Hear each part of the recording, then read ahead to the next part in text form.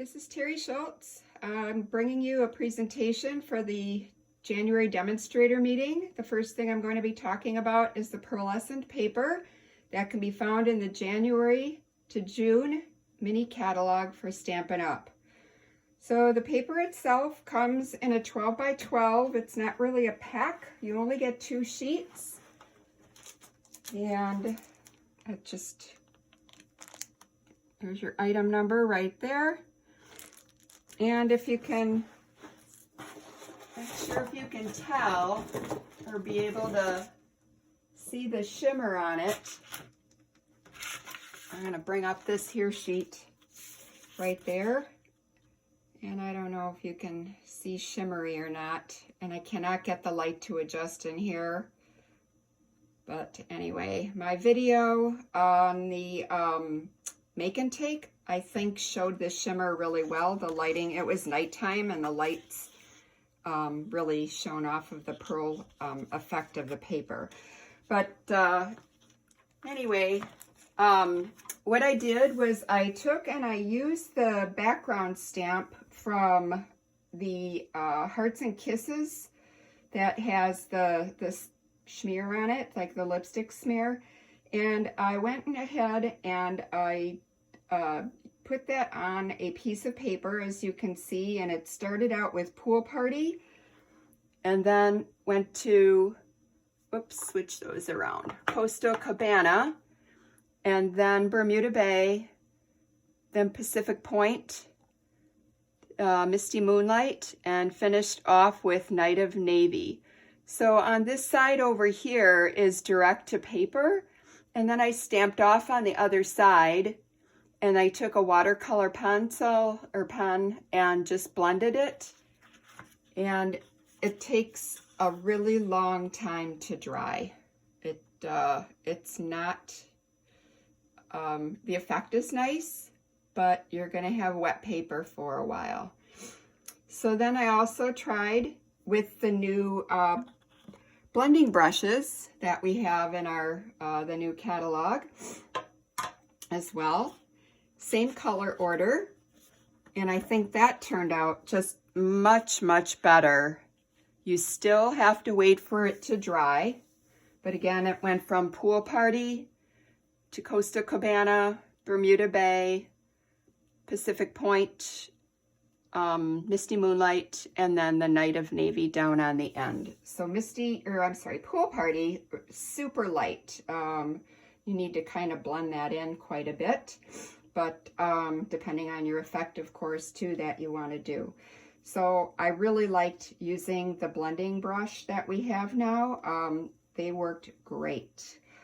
So then I went ahead and I took and I stamped the dragonfly on a piece of the strip of the paper, and I used the Memento ink and the StazOn ink to see how it would stamp. And I'm not sure if you can tell. And then I wasn't sure. I knew that it probably was wet, so I took my finger and sure enough it smeared. And then I got the same thing with the StazOn down here. So I stamped it again and let it dry for a moment, and then colored the wings in with Pool Party. And on the Memento, it's okay. That's with the blending, the blends. And then on the StazOn, I used the a marker. So I like the marker and the StazOn the best. And then I thought I would do a comparison with the shimmer paper that we have. And as you can see, here I'll put that like that. So the Pearlescent paper isn't white. It's pearly colored, just like it says. And our shimmer paper is white. So I went and stamped again with the Memento ink and again with the StazOn ink and colored them the same way. Again, use the blend. And you can see how the shimmer paper took the color so much better. I love how it's stamped on the StazOn, but I like how it colored with the Memento. So probably just a matter of me pressing a little harder with my Memento or letting it soak into the paper a little while. So I don't know if I would really recommend it for stamping, just for the fact that it does take, it's shiny and it takes a while to dry. That pearly stuff in there is not necessarily the best thing for stamping. So there's those two. The other thing is, because it is thinner, you wouldn't necessarily use it for a card base. You could use it for a background, a mat or something like that, if you wanted to do go back to the watercolor effect, or just you know, again, to use it for the like the ombre effect, like I've done below here too. So, and one of our trade cards too, used the Seaside, I think it is, stamp set, and did, I believe, an all over blending of it, and then embossed it, and it turned out beautiful. So I'm sorry, I can't remember whose card that was, but it was really pretty. I really enjoyed getting that card. So now we're going to go on to the Opal rounds, and the Opal rounds come in a sheet, like, let me see if I can get under there to see, something like that. And we also have frosted and clear epoxy droplets. We also have elegant faceted gems, and we also have our trusty rhinestones.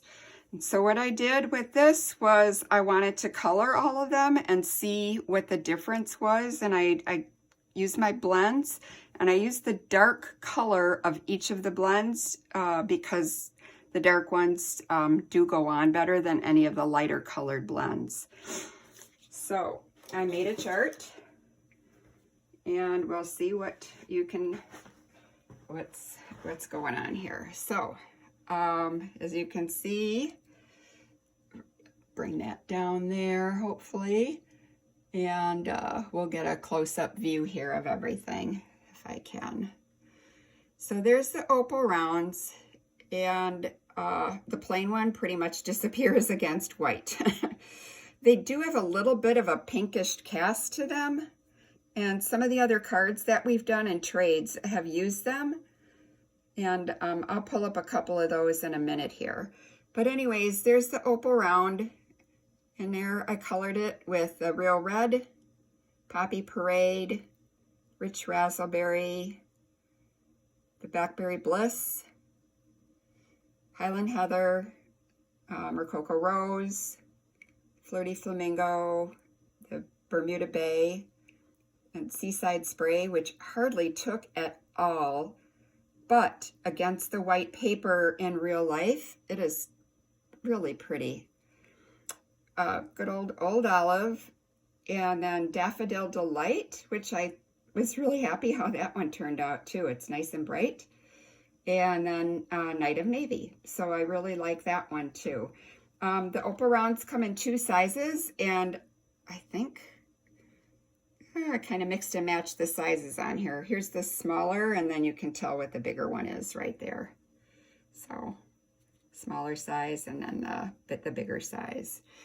And I see on the Blackberry Bliss that one of the Opal things, it's kind of trying to pop through on there, and that kind of happened on the Highland Heather too. But that Seaside Spray is just so pretty. Okay, so then the best way to go through here is to try and show like the clear droplets like that, and then the faceted gems, and I'll just like screen across really slowly so you can kind of see the difference on there too. I would say that the color took the same on the clear droplets as it did on the Opal rounds because they're both smooth.